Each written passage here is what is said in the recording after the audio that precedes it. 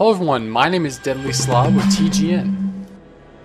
Today I'm bringing you another Mephisto leveling series video, and in this video we're going to be hitting level 75, so if you haven't already seen the last one, click on this big orange annotation on the screen, or if you change your mind sometime throughout the video, there will be an annotation on the top of the video that will guide you through the entire series. And of course, last video we hit level 70 in Howling Fjord, and it is a pretty cool video, so if you haven't already checked that out, please do so. This has been quite a crazy week. You know, I've been releasing some Hunter PvP. I'll be doing a live stream every morning at justin.tv/deadlyslob, and that morning stream is usually every single morning at 7:30. So I'll be doing my Mephisto series. We're going to be doing Hunter PvP, and in fact there's probably going to be a marathon the day this video is released on Mephisto hitting level 85. So if you're watching this video, make sure you check out the channel, and just in case if I'm online, it might give you something to watch after this as well. So we're in Uckar Keep, but not for long. The group disbanded and I decided to go to Borean Tundra. Now, I've been doing this route on all of my characters for a long time. I always go to Howling Fjord until level 70, and then I move right on to Borean Tundra. It moves, and it's a lot more smoother to actually split the zone in half and only do half the quest. It also makes it a lot quicker to get to Dragonblight, which is a very long, drawn-out zone, but nonetheless is crucial for experience, and is a zone that I'm pretty sure is a mandatory zone in Northrend, which is actually probably the only mandatory zone there is. You can argue that you can go to Grizzly Hills instead, which you probably could, but in my experience, you always have to do a little bit of Dragonblight. But nonetheless, we are actually Destruction still. So at this particular point, we do have Chaos Bolt from level 69. We're using our standard rotation of Immolation, Conflagulate, Chaos Bolt, 2 Incinerates, and then a Soul Fire if they're not dead yet. The reason why I don't do Soul Fire right after the Conflagulation is simply because of Backlash, the 3 proc that you get that increases the damage of Incinerate and Chaos Bolt and reduces the cast time, which is a better choice whenever you're fighting mobs. You can always do a Soul Burn and instant Soul Fire. It's really your choice. And also, if you're interested in learning how fast I'm actually leveling, there is a guide in the description box below. Dugi's 5 is coming out, which is going to be amazing. I'm going to be having a video on my personal channel for that, and I have a beta access to it, and it's going to blow every single other guide out there out of the water. So make sure you pick that up now and check it out, because it's going to be absolutely insane. One of the best features is actually going to be the built-in model viewer, so you can view every single quest mob, what every single item would look like when you're looking for it, and it's pretty insane. There's a lot of other features, and I'll go into more detail on the video on my personal channel. So there we go, the first ding of the day. We're just at the Warsunk Farms outpost, and we just dinged 71. Putting a talent in. I'm kind of, speccing at random. I'm looking at abilities that might benefit me more, and at this particular point I'm going to want to finish the Destruction tree. I may have not put a talent in there, but we're not level 85. It doesn't really matter until you're doing instances or PvP if you spec the correct way, and I don't really like that. Do you think that there should be a cookie cutter talent build? The whole goal of cutting down the talent trees was to actually make it a little bit more diverse and make more talent tree or more separate talent trees viable. But the same thing happened again. There's just one spec that works better than the others that everyone's going to be using just because it gives them a higher output in damage or healing or tanking ability. And you know what? That's sad. That saddens me, because World of Warcraft is no longer a diverse game. It's mainly DPS, tanks, and heals. Those are the 3 classes I find, because mostly everyone does the same thing. Everyone's got their own little CC. Everyone's got their, stun abilities, their main core DPS abilities, their standard rotations. It just feels like the same class is being used over and over again, but with different resource and different, skins on the abilities. But that's just my opinion. We're currently queuing up for random Northern dungeons, which is actually yielding a little bit of justice points. Nothing worth really while, but nonetheless can add up if you're doing, tanking 70 to 80. You're probably going to get a decent amount of justice. It still caps at 4,000, so once you get there, you're going to be waiting till level 85. I suggested, because I'm not too sure if you can actually buy the pieces of gear before 85. Correct me if I'm wrong in the comment section below. I'm actually quite interested to find this out. So we're going to be doing some quests, trying to kill these scatter raiders, and this is in the Borean Tundra, and I did this on Percunis, and what I said before, I'll say it again, these guys are so squishy that it makes this actually a lot of fun to just, you know, mindlessly tagging as much as you possibly can. I'm not going to be showing a very big example of that, but you know, off wraps and on live stream, I was you know, getting as many mobs up together as I possibly can, because I don't really find you can die against these guys. It's just the way it is. So if you actually need to go grind mobs in Borean Tundra because you're really close to a level, I'd recommend going to kill the scatter raiders, and that's a lot of fun. You may actually kill them all before one respawns. So we're about to hit level 72. We're going to be turning in, you know, retaking the quarry and doing some ancestral Tuskar quests. And there we go, bam, level 72. You know what that means? We're dropping everything that we have right now in Borean Tundra, and we're moving on to Dragonblight. So one of the biggest horde quest hubs in Dragonblight is Agmar's Hammer. Now, I did skip the initial quest, which actually required me to go backtrack, because I actually flew right to Agmar's Hammer, and I skipped the Tonka quests. And of course, the Tonka are close relatives to the Tauren. Their main features is basically, you know, besides having a cow face, they have a bison face. So that is pretty cool. The female NPC still looks the exact same as the Tauren NPC. And the early quests in Dragonblight will take you through the whole process of emitting the Tonka into the Horde, much like in Outlands when you're emitting the Gardar Orcs into the Horde. Now, on a complete side note, pay attention here. I'm just, you know, minding my own business, doing a quest, killing an elk. And, you know, all is good. I'm just chilling on the live stream. You know, I'm adding Nemec's alt, Nemec from the Minecraft series, into the guild. And then all of a sudden, this little guy here, this Death Knight, he's level 75, make note of that, and just tries to try to gank me.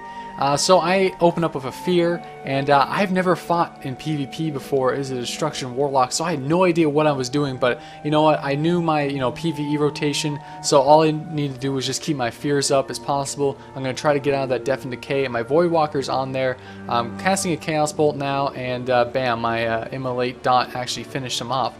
And that wasn't the first time I killed him. He was giving me a little bit of trouble in Azur Narub. And that actually allowed me to obtain my achievement Make Love Not Warcraft, which I could have attained there, but I did /love instead, and it's supposed to be /hug. He released before then though, so I was unable to get it. But nonetheless, I did actually obtain it right here when he was giving me a little bit of trouble. There's the achievement pop, and yeah, I decided to soul recover or whatever on his body. Which was quite embarrassing for him. I guarantee that pissed him off a little bit. But we're moving back on through Dragonblight. We're in the Moonrest Gardens. A few quest chains here, nothing too fun or exciting. These have all been done before, guys, so I can only go into so much explanation. If you've not been through the Northrend zones just yet, you might be slightly interested in this. But nonetheless, we just hit level 73, so we're still in Dragonblight. We're going to be remaining here until level 74. We're currently in the Ice Mist Village, which is one of the old Tonka villages. Now this is one of the biggest parts of emitting the Tonka into the Horde. You're going to have to save the chieftain and end up killing this big old beetle, and this will basically seal the deal in the Tonka joining the Horde right here. So there we go, Anub at Khan, whatever you want to call his name, was defeated, and there is the High Chieftain of the Tonka right there.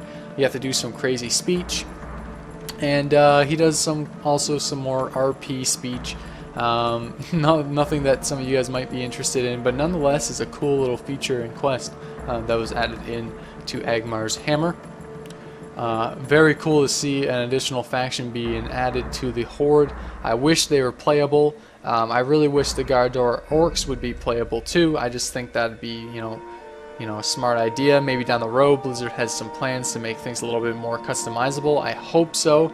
I think World of Warcraft has the worst character customization out of all the new MMORPGs out there, so they really are lacking in that department. Because do you guys see the new hairstyles that were added in 4.2? Aren't they horrendous? They're trying to go for some kind of crazy goth look, and it just failed. look at the male trolls, and you will have a big laugh. But anyways, let's get back on track. Welcome to the secret question of the day. If you made it this far, you can watch Mephisto ride his magical flying mount that isn't there, which we thought was a lot of fun on live stream. But anyways, let's get back on track here. What would you want to see in the next expansion? Is it more character customization, new dungeons, raids? That's obviously a given.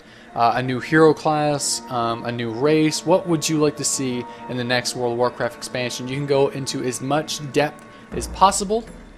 You can leave as little information as possible. Just let me know, what do you want to see in the next expansion. You know, it could even be a graphical update. I'm very curious to see what you guys are saying and are wondering, because I'm curious as well. And you know, while you're writing that comment, make sure you hit that like button, because the more likes, the more popular the series gets, which is a win-win for both of us. So make sure you hit that like button, and even favorite this if you really want to, because favoriting helps a lot, actually. And you know, we always say, you know, like and favorite, because it does help TGN grow a lot. It's all about the viewer base, and I want to thank every single one of you guys for watching my videos every single time I release them, making them consistently some of the most liked videos on TGN. And I really want to thank each and one of you for tuning into the live stream, subscribing to my personal channel, and leaving those comments and thumbing up the videos. So right now, I believe we're in Lost City. I could be very wrong with that. You can correct me if I'm wrong. In the Hall of Conquest. We were actually just about to hit level 74. We didn't complete this instance either, because I have the terrible habit of actually getting in groups where the healers leave and then everyone else just instantly drops out. So that's why you're never seeing complete instances, is because our groups always disband. And it's not even because of a wipe, it's just a random drop. But nonetheless, there we go. Level 74. Didn't get anything for it, didn't get an ability. Yeah, pretty cool. You know, that's always fun though. But we're still destruction. I don't think we're going to be moving on to affliction just yet. But I do use affliction all the way up until around level 82, because it's just a high damage. You can tag a lot of mobs at once. You got a lot of healing abilities when you're using your demonic armor with lifesteal. So I mean, it's pretty fun. I find every single Warlock spec enjoyable. And we are in a group here with a bunch of people that disbanded, and I just figured this guy looked a lot like me, so I put that in the video as well. And I really don't like that. Joining a group and instantly disbanding, it's just a big headache and a waste of time for me. So right now I'm going to talk about, you know, what was the whole process with Mephisto very quickly. Why am I just doing my zones on my own? Why am I not taking in any more user input? And because we don't really have all that much choices, I did ask the users where they want to go in Northrend. You know, they said Sholazar Basin in Storm Peaks. We did visit those two zones, but for the most part, we don't have too much choice. So that's why the polls haven't really been open on my website. And I do particularly ask for, you know, what talent spec you want me to try out next, and different things like that. But for the most part, the voting process is over, and we're going to try to change things up for my next leveling series. I'm going to be asking you guys, we have a couple options: just a traditional leveling series that you guys have always been used to, or we're going to, you know, maybe a lore series where I'm going to go through every single zone and talk about what the quests are doing, what NPCs, why are they getting killed, why do you need to collect those supplies, what's the main plot in every single zone. And it's going to be a huge undertaking, and it's probably going to take upward to a couple months to complete, even a half a year. But if you guys want me to do something like that, I can learn. I really want to learn more World of Warcraft lore, and doing a series like that may actually get me more involved with the storyline, as well as educate you guys as well. So that's always an interesting you know, way of doing another series, switching things up yet again. But right now we are just in the Mall of Netherion, turning in a couple quests. That place, I was there for a very long time. But nonetheless, we're about to hit level 75. Thank you for watching this video. My name is Deadlyslob with TGN. Make sure you hit that like button, comment, and favorite. And I'll see you guys next video. If you haven't already seen my Hunter Beast Mastery PvP debut, you can do so. I believe there will be an annotation on this screen, so you could have clicked it earlier on or later, or I don't know, you can watch it now for frig's sakes. And make sure to check out my stream, because I'm probably streaming as you're watching this, because we're going to be doing a 82 to 85 or 83 to 85 marathon.